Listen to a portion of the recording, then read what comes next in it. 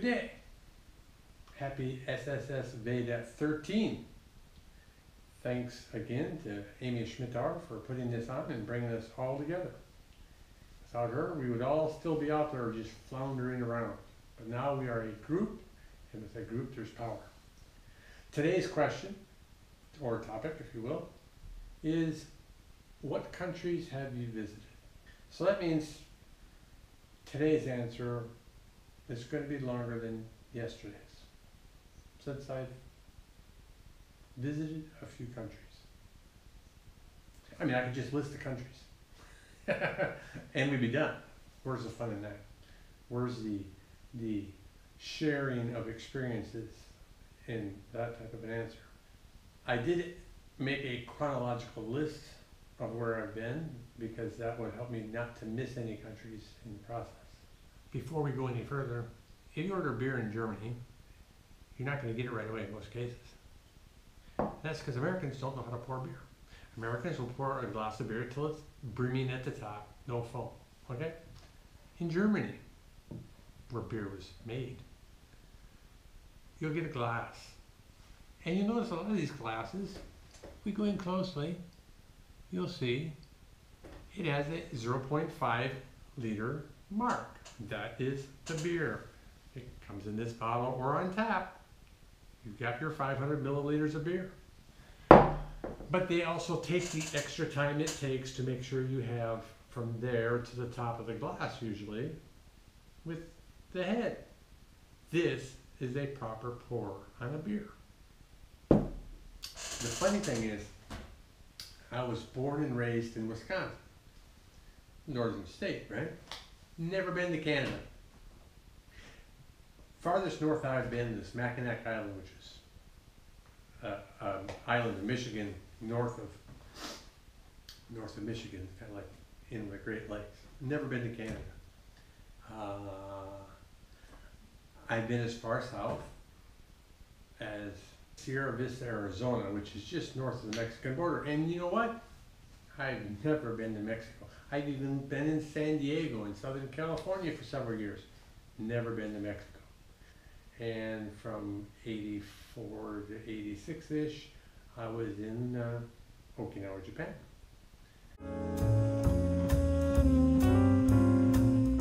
So Japan was the first country that I visited.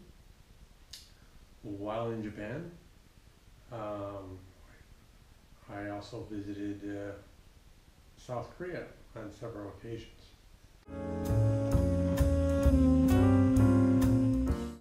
As a matter of fact, as you see in this picture,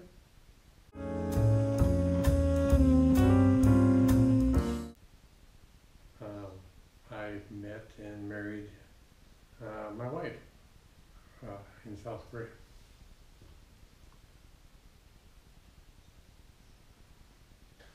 Following that time, then the next countries to visit would have, at that time, been Hong Kong and the People's Republic of China.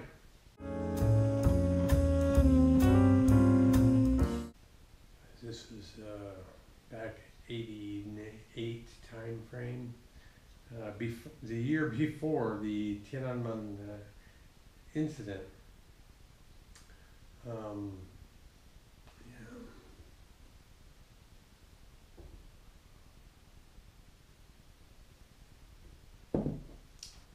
我在北京大学学中文.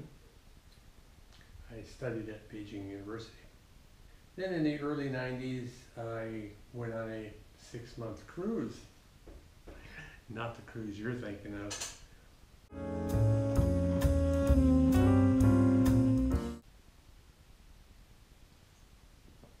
But we did hit several ports. We stopped in Singapore.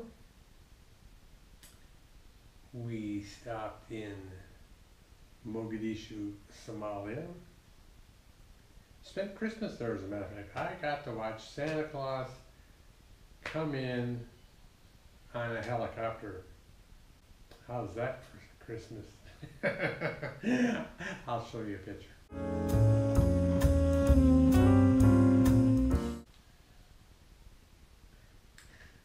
following Mogadishu, then spent a few days in the United Arab Emirates, and then following the UAE, spent a few days in Thailand at Phuket Island. In the late 90s, I went back to Okinawa, Japan, and made several more trips into South Korea. On this, what turned out to be my final trip to Japan, there's several things that I learned. One, I took all of the University of Maryland courses that were available for Japanese while there. そして沖縄に6年ぐらい住んでいました。So I spent about 6 years living in Japan total. So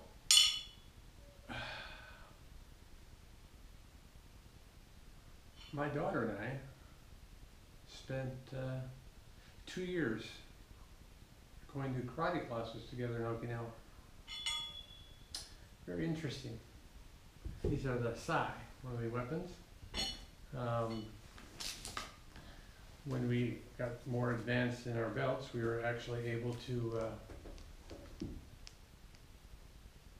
take classes from Mr. Kise, who was the senior person of the Okinawan Shorin-ryu karate organization.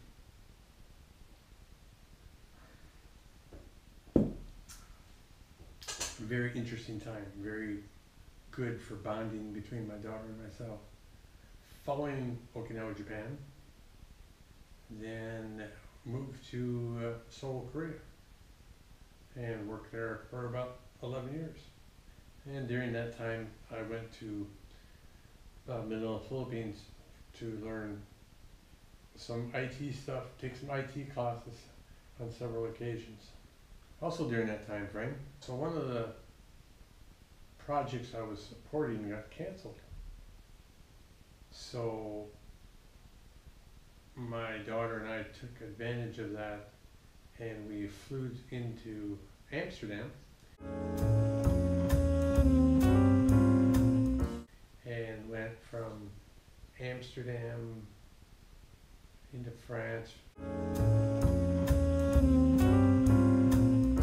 went to Paris, down to Switzerland,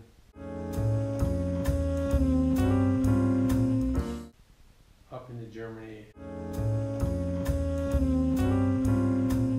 and then back out to Amsterdam. Rented a car for that.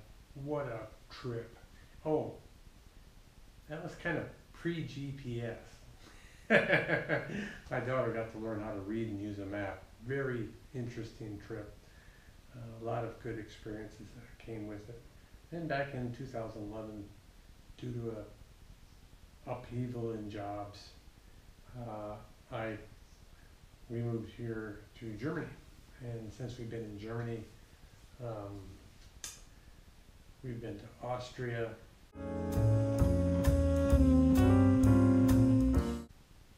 Poland, Croatia,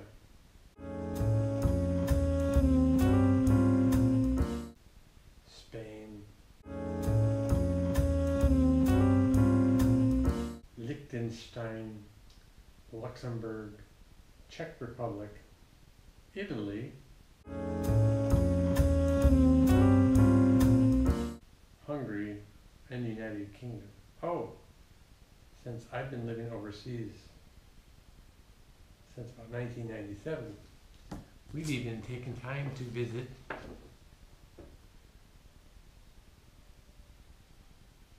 the United States. Yeah, you have to call it that. I mean, if I'm not living there, it's not like I'm, so because I'm not living there, I actually, when I go through customs, and I fill it out, I am actually filling it out as a visitor because my domicile is outside of the country at the moment. One of the biggest things or best things that I learned while in Korea was how to play paduk, or go, as Americans and most Westerners would say. And I'll show you a fast motion of how a game is played. I'll explain it once it's over, then I'll kind of explain the territory. Practice game against my teacher, Alexander Dinerstein. So okay, I'm going to play at normal speed, but I'm going to record it, play it back for the video at fast speed. Get to the end, I'll explain the ending. But basically it's a territorial game that includes tactics and strategy. So here we go. I'm playing black, my teacher's playing white. I have a 4-stone handicap.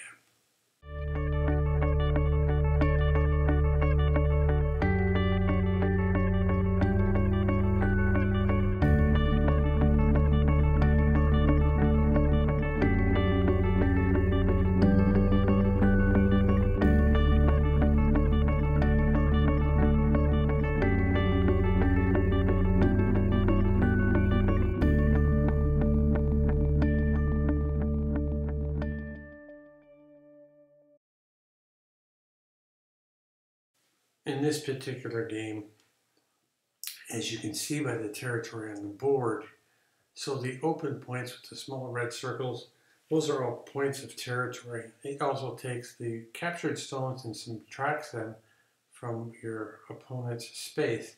So in this particular game, black has won by 4.5 points.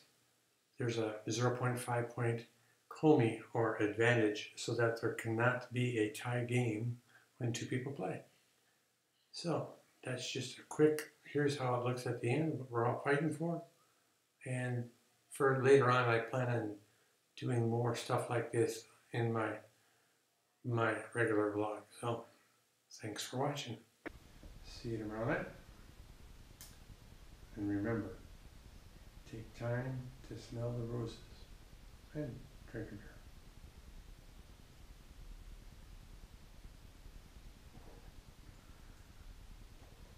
Cheers. Happy SSSVEDA 13. Yes, I am looking over here because my notes are over here. So if my eyes are darting this way, I'm checking my notes. So this may not be smooth, but at least I've got my bullets, and yeah. So maybe I'll just start that one over, and we'll put that in the bloopers. Bloopers. Look at them bloopers. My hat. Where's my hat? Pause. No, we're gonna cut.